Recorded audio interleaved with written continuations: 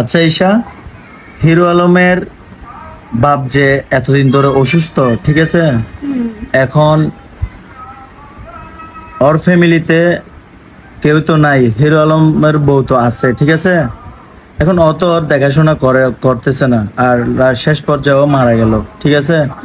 এখন ওই মেয়েকে বলতেছে যে হিরো আলম তালাক দিবে। এখন তুমি কি বলতে চাচ্ছ, কি করা উচিত? আমার মতে ওকে মানে উচিত একটা সিচুয়েশন নিয়ে যাওয়া উচিত, কারণ উনি যেহেতু অসুস্থ, ওনাকে মানে দেখাশোনা করার জন্য মানে ওনার ওয়াইফ যখন ছিল, ওয়াইফ তো পাশে থাকাটা দরকার।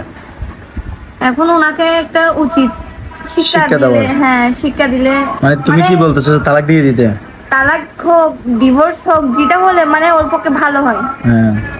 ওইটাই এখন হওয়া দরকার। এখন হিরো আলম চাচ্ছে যে আরো 10টা বিয়ে করার জন্য, তুমি কি রাজি? হ্যাঁ, রাজি কেন হবো না, কারণ ও যেহেতু ওইরকম, ওর সাথে ওইরকম করা উচিত।